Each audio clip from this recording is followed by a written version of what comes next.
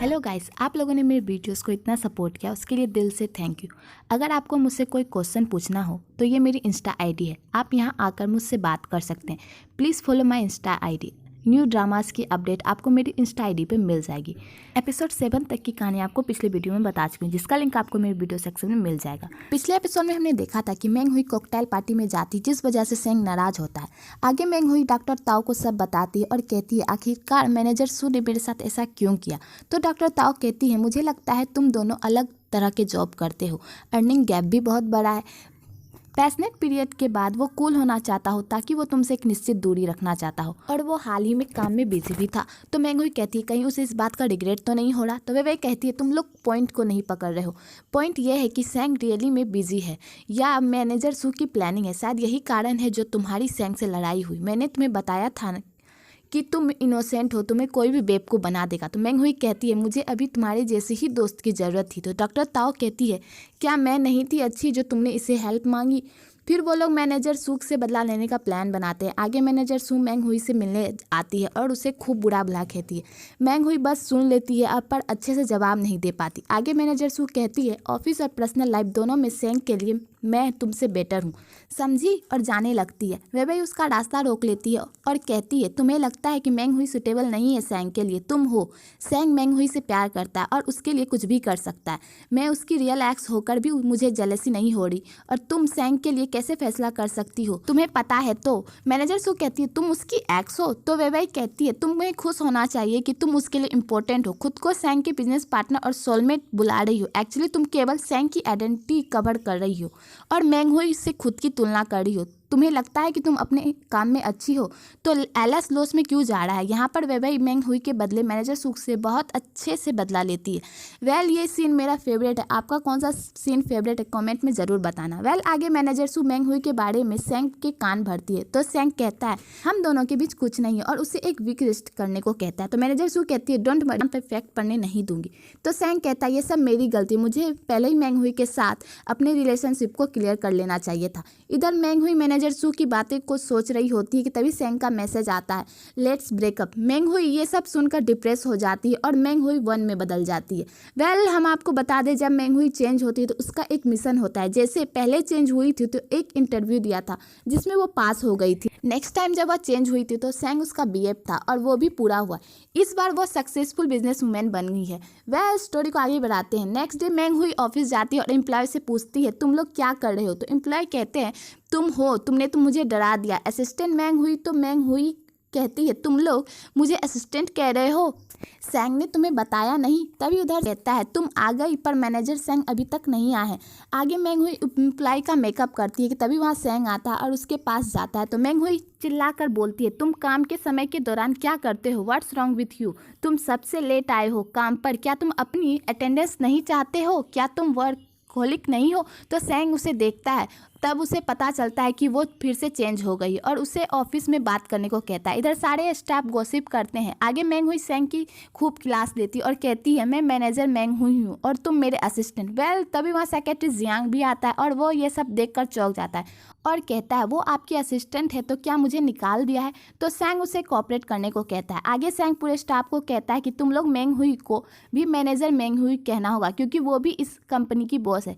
आगे सारे स्टाफ फिर से गॉसिप करने लगते हैं। आगे वो लोग मीटिंग में जाते तो मेंग हुई जियांग को ड्राइवर समझ लेती है और कहती है गाड़ी जल्दी रोको।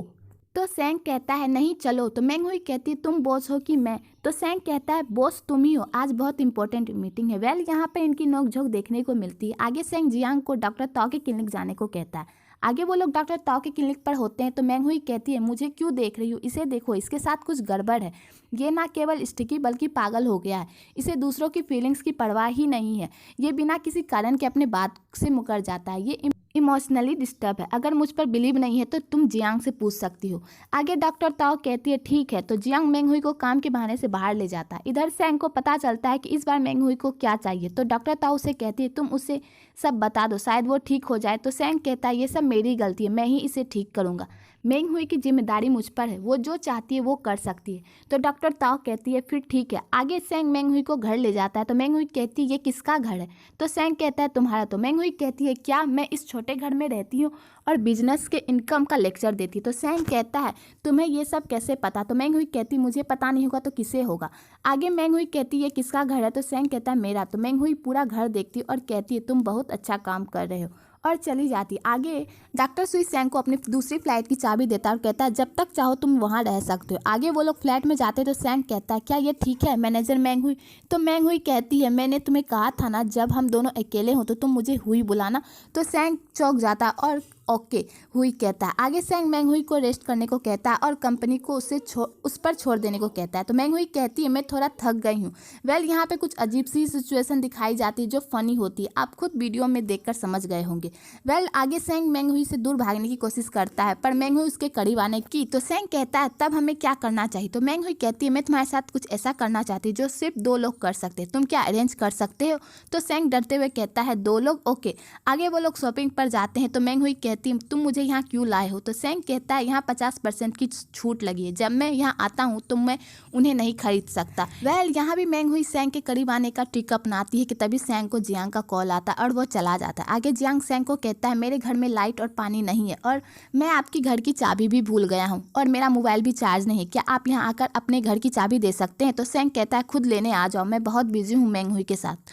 तो जियांग कहता है मेरी बैटरी खत्म हो रही है, प्लीज़ आ जाए। तो सेंग कहता है मैं तुम्हारी हेल्प नहीं कर सकता और फ़ोन कट कर देता है। आगे जियांग डॉक्टर ताओ को कॉल करता है और हेल्प मांगता है। तो डॉक्टर ताओ कहती है तुम कहाँ हो? मैं आ रही हूँ। आगे सेंग मेंग हुई को देखने जाता है, वो सोई की नहीं, वहाँ जाकर उसे ब्लैंकेट उठाता है। यहाँ पर इनका क्यूट सा मोमेंट दिखाया जाता है।